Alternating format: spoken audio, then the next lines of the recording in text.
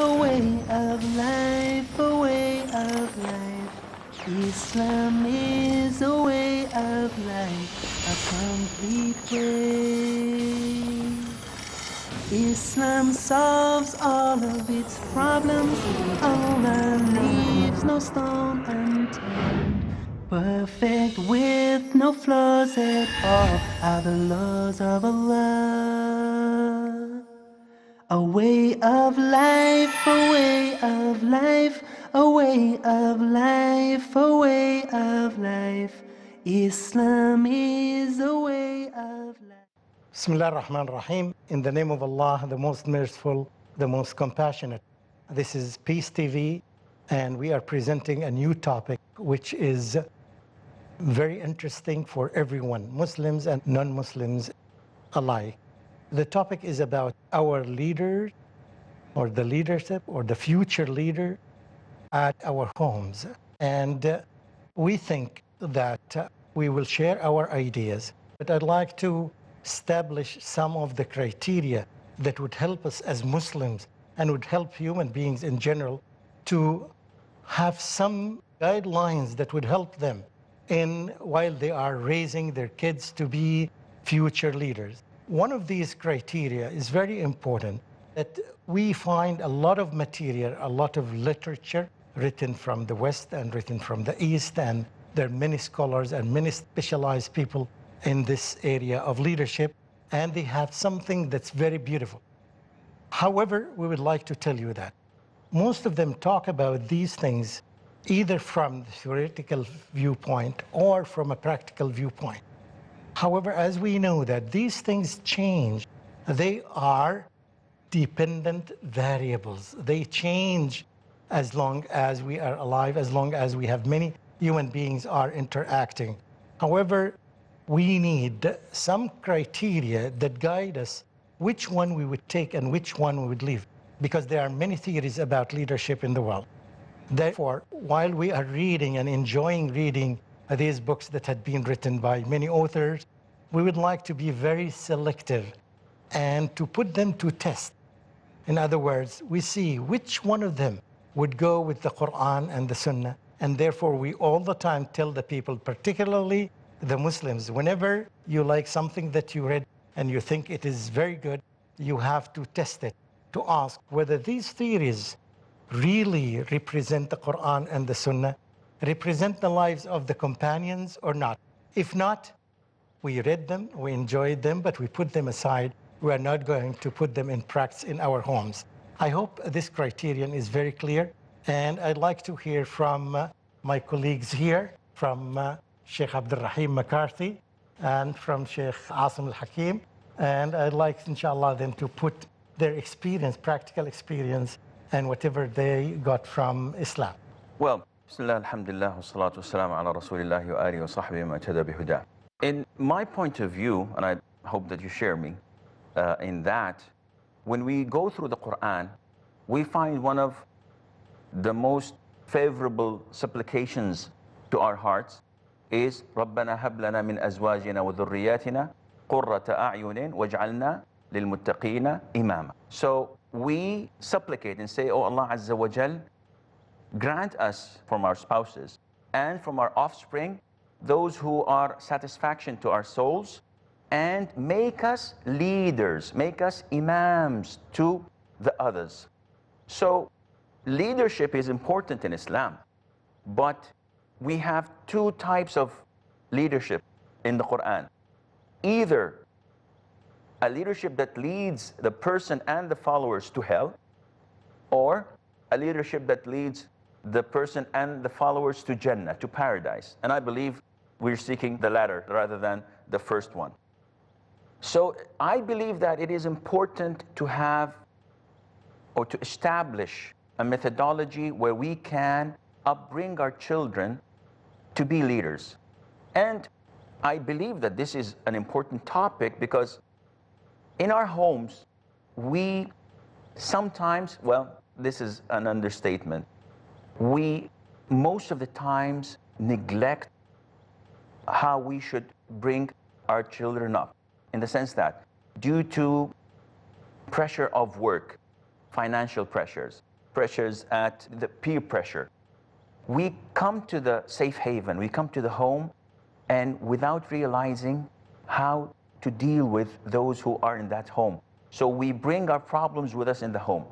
So I think that we should, first of all, step a little bit back and reflect how we are treating our children. And then we should fix a methodology how to bring this up. Yeah, it seems that you're saying that even before we step into the issue of how to raise our kids to be leaders, there are some conditions that we need to fulfill in order to guarantee that we can do that. One of them is to have time with our children. We cannot raise our children as leaders without having some time to spend with them, to train them, to coach them, to give them the knowledge that they need to be leaders. Am I correct? Exactly, but time is not everything. We see the people elsewhere spending 24/7 with the children, but the children do not become leaders. Not only that, they become criminals. So it is not only spending time, it is utilizing the time. Very good. And now we are moving into the content that we need to use with our kids. So we're talking about content and we're talking about the tools, the ways that we should raise our kids. Would you like Sheikh McCarthy to elaborate on what we're saying, either the content or the ways? And two quick things I'll mention is that, one of the things that Dr. Mamdouh mentioned at the beginning, and that is a lot of times in the time we live in, people read a lot of different things about, how to raise their children, the ideology, the methodology, and what have you. What we need to realize is that as Muslims, we need to go back to the content, how we raise the children, what we raise them upon, because a lot of the things, even though there might be some good in what the Western ideologies or methodologies say, but there's a lot of things which go against our religion as well. And, if you point out, you look at some of the talk show hosts now, they might have a lot of good things, right? But they have other issues. I'll give you an example.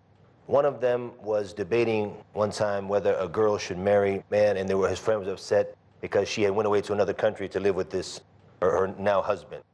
But they were saying, you're too young, you're only 18, so it's too young to get married. Why don't you guys spend a few years with one another, get to know one another, and then if you're sure about it in a few years, then you get married. So this type of ideology and upbringing, obviously we have to be careful to stay away from this. And the other thing I was going to mention quickly is what Sheikh Assim was saying, is not just the time, but the quality and what they see. And modern research has said that what stays with the children, 90% of what they stay with all their life, is what they see from a young age in their house. So it comes back a lot to us and how we do it. And like the Sheikh mentioned, a lot of times we come home with our problems. We come home, we're lazy, not doing what we should be doing as Muslims, not going to the masjid, not doing what, reading, they don't see reading the Quran. Treating the spouses very well. Exactly. We come home with the anger, with the frustration. Sometimes we take it out on them. So all of this is what they're seeing. So what they're seeing is registering in their minds. So we need to focus, first of all, ourselves, and then we take this from the ayah, Al-Karima, when Allah subhanahu wa ta'ala says, Ya ayyuha alladhina amanu qu anfusakum wa ahlikum nara. When Allah subhanahu wa ta'ala says, oh, you believe, and He save yourself, first of all, and then your children from the hellfire. So this would be one of the guidelines when we try to raise our kids. The most important thing in raising our kids is not following our opinions or other opinions, but the most important target is that we should reach with our kids is to save them. And before we save our kids, we need to save ourselves from hellfire. So our focus here is not in dunya, is not we want really our kids to be leaders in this life, but our focus is to save our kids from hellfire. This is the most important thing. And this will take me to a concept that says that raising leaders would not start at the age of 5 or at the age of 10. It starts as early as the child is born. I've read some research about, just very recently, I got something in the email that says that the child needs to stay with his mother for 3 years, almost 3 years. It says that their hearts will be affected by their mother. And that's what we have. And the woman breastfeeds the child. The child feels secure and he trusts his mother. And then that's why later on he will listen to his mom and he would become obedient person. So whatever his mom tells him, if it is from Islamic sources, definitely he will obey it. And this would be one of the first steps.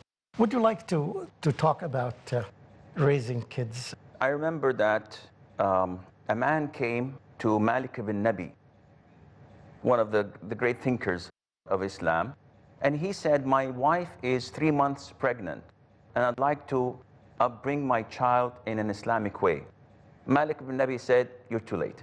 Too late, after 3 months Of pregnancy. of pregnancy, before even delivery. Yes. So when you reflect, that is awkward. How do you want me to bring my child if he's not born yet? They say it's the selection of the spouse.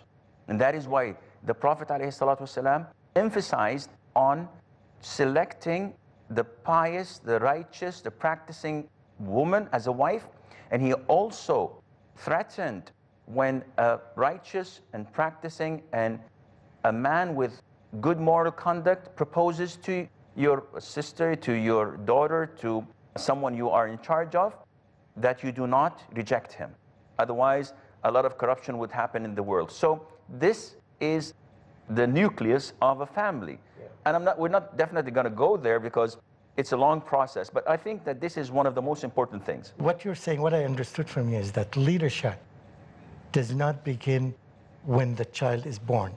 Rather, it begins earlier than this, through the process of good selection of the spouse, because the husband and wife, both of them, are the ones who are going to coach and to going to train and to going to bring up this child to be a leader. It's a mutual responsibility. It's Definitely. not only I get married and my wife takes care of everything. Okay. And it's not the other way around as A well. lot of men understand like this today, unfortunately. And I think this is a very important concept. We need to stress it and focus on it. And we need to give the world some guidelines which may sound to them new. If you want to prepare your kids to be leaders, begin with your wife. That means even before you marry, you need to have a good selection. Not in the way that the Sheikh mentioned now. You have to live with her 2 or 3 or 4 years until you get used to each other and you do all the violations that Islam and other religions prohibit. Rather, that you need to have a good selection, and we have the basis for this selection. And this way you guarantee the second half or the second part of the family or the other part of the family would work with you. Both of them would work together to guarantee that we will have good leaders in the future. Would you like to elaborate on this or to add something? I was mentioning, remember the story now, very beautiful story, when it talks about the selection of the wife. Okay. Imam Ahmed ibn Muhammad, rahimahullah, when his first wife, Saleh, when she passed away, they brought him different women to choose from for his second wife, and 2 of them, actually. And one of them, she was, they say, more beautiful and a lighter complexion and all this. And the second one was of a darker complexion, not as beautiful as the first. And they said she had something wrong with her eye, and in fact, she had one eye only, the other one. And he said, this does not concern me. He said, I want to know which one is stronger in her religion. So they said, the one with the problem in her eye, she's stronger in her religion. So he married her, he took her, and from their offspring was the Imam, Abdullah, the son of Imam Ahmed. And you see now he's the one who narrated the Musnad from his father, and became a famous scholar of hadith himself. And as when they talked about Abdullah ibn Ahmed, they said, we never saw him except for reading a book or smiling. This is the offspring. MashaAllah. Because of this. This is nice. We'll take a break and we'll come back very soon. Assalamu alaikum wa rahmatullahi wa barakatuh. Life, a way of life, a way of... Peace TV presents over 100 million viewers at one of the largest peace conferences in the world, addressing a sea of spellbound spectators. Over 30 world-renowned orators on Islam with credentials impeccable. The truth of Islam. Deen is your way of life. It is our duty, our obligation. By following the Quran and Sunnah, we will give the message to one and all. With articulation exquisite. read the book of Allah. Islam is the easy way. It's the simple way. remind each other. The Muslim is not a source of harm for other people. Collaborate with the people for good. This is the call of Islam. With the mission of spreading the truth of Islam. Do what you can to spread the word of Islam. Wherever we are, live like Muslims. Use your power. Allah is saying, why do you need anything else? This Quran is self-sufficient. The only book on the face of the globe, the Quran. How a human being should lead his life is given in this instruction manual, the glorious Quran. for peace to prevail on earth in Peacemakers. Tomorrow at 10:30 p.m. and repeat telecast at 1 p.m. India on Peace TV.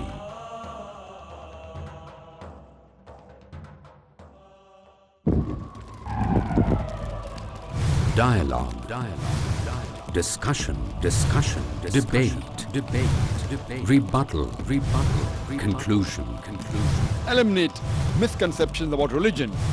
Get enlightened. Witness Dr. Zakir Naik in a battle of words in Crossfire tonight at 8:30 p.m. and repeat telecast at 10 a.m. India on Peace TV.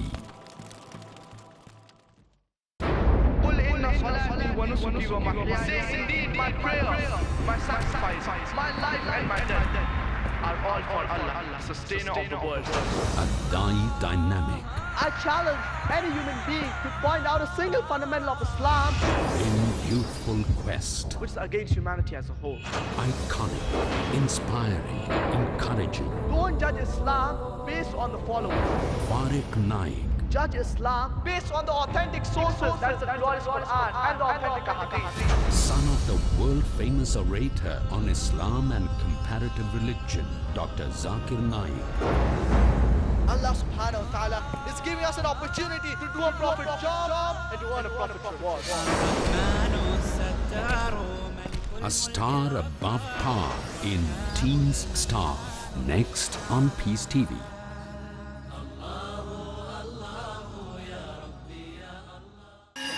Life, a way of life, a way of... Dear audience, welcome back again to this episode, which is under the topic of future leaders in our homes. We'll go back to Sheikh Abdul Rahim because he wanted to continue the topic. So we're saying now, when you marry the pious spouse, whether it's from the husband's side or the wife's side, they both choose a pious spouse. What is the effect it has on the children's upbringing? First of all, everything's going to be done according to the Quran and Sunnah. So what he's going to see from a young age is practice of the Quran and Sunnah.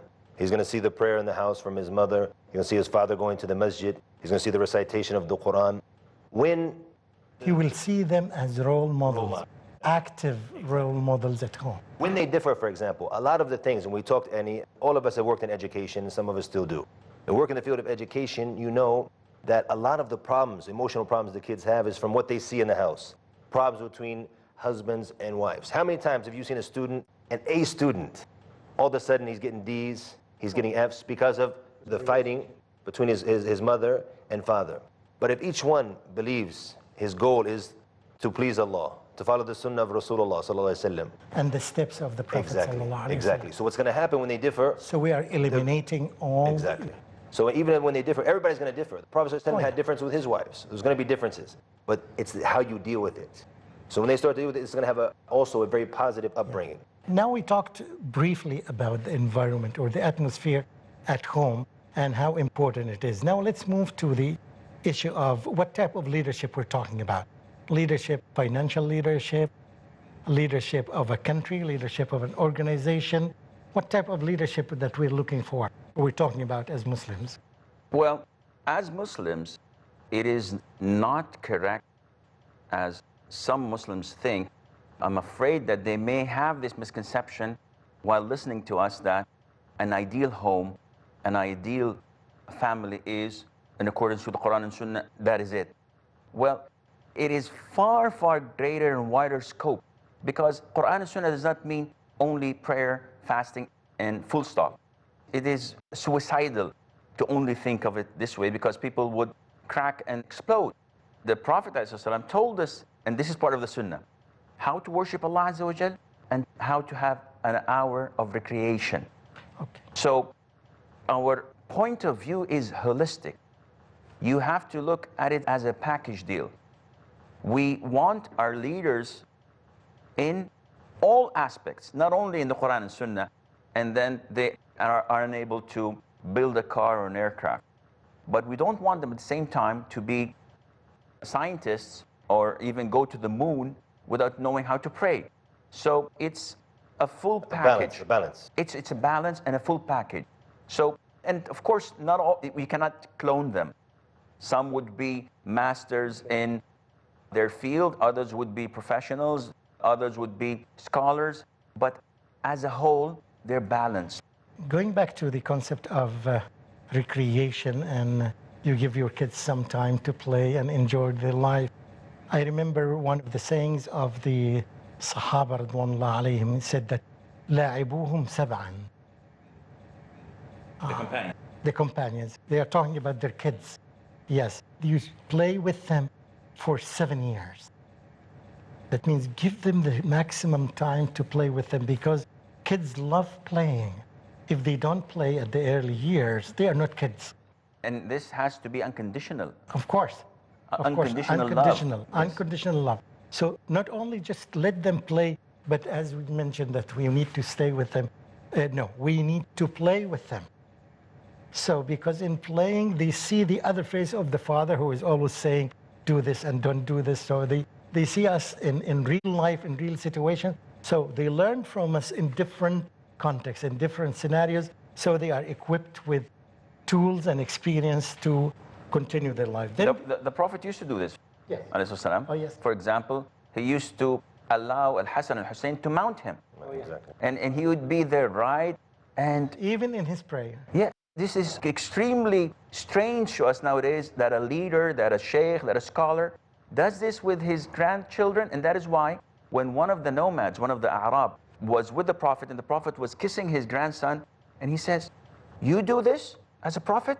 I have 10 children. Yes. I've never kissed them once. What did the Prophet say, alayhi salam? Man la yarham la yarham. He said that who does not have mercy, Allah would not have mercy on him. In another narration, the Prophet said, what would I do for you if Allah has extracted mercy from your heart?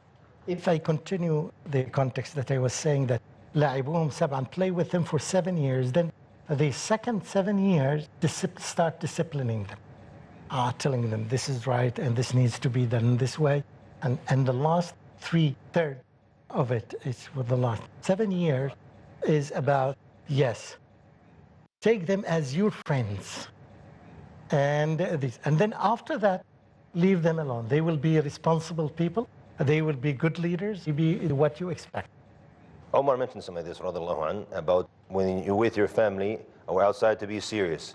And when you come home to play with them. To play with them. So to combine the two things. Which unfortunately a lot of times in art, it's the contrary. Oh, yeah. Yeah. So to be serious and to play with them at the same time.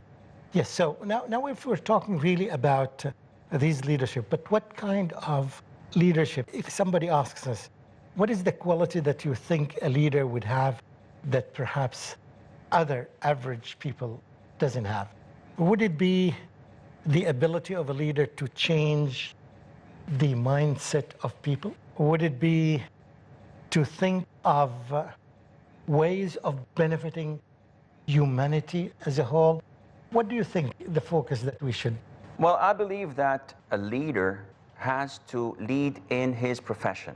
So definitely we're not trying to build or to make or to manufacture a leader of a state in each and every home. But there are qualities that make people leaders. And by saying make people as leaders, we do not guarantee that he would have followers. The hadith of the Prophet ﷺ, that I've seen the Prophet with huge followers, and I've seen a prophet with few, and I've seen a prophet with 1 or 2, and I've seen a prophet on the Day of Judgment coming without any followers. So there are characteristics that are required in a leader, and they are general, they are common. Such as? For example, honesty. Okay. Courage, okay. Generosity, loving to others what he loves for himself, willing to sacrifice. All of these need a lot of... Somebody may interrupt you and say that the ability to change the way other people think, like the Prophet Muhammad ﷺ, he changed many concepts among his followers. When he came, they used to believe that God can take the shape of many things. And they used to believe that there are many gods in the world. And you know that nowadays in many countries you will find people still worship many gods and many idols. When the Prophet Muhammad ﷺ came, he had the ability to change this belief into one God. And the resistance was not very difficult. In fact, it took short time that the Prophet ﷺ managed to change them from worshiping many idols into worshiping only one God. So this is a great ability to change the mindset of people, because you know that when we got used to anything, it becomes difficult for us to change. I agree, but one thing we have to realize, we have to be rational, is that not everybody is going to be a leader. Well, that's why we say that leaders, yes, not everybody has. But what we need to do is like what Sheikh Assim mentioned. We need to raise our children to have these characteristics. Yeah, as average Muslims. And to raise them to be, as the Prophet ﷺ said, that Allah subhanahu wa ta'ala yuhib idha amal ahadukum amal an yutqinuhu. He loves for one of you, if he does anything, they perfect it. Yes. So this is the type of quality they need. Now, if we were to go on eBay on the street and ask them, what do you want from your leader? They would say the characteristics that Sheikh Assim mentioned. So these characteristics, we raise them in our children. We help them, and from the role model, first of all, teaching them from the sunnah of our Prophet ﷺ. And then we teach them whatever they want to do in life to be the best they can be at it. Even if he's a janitor, he's the best janitor he can be. If he's somebody who prepares cars, he's somebody who sells goats. It doesn't have to be somebody with a big business suit. That he's the best one at it, he does at it.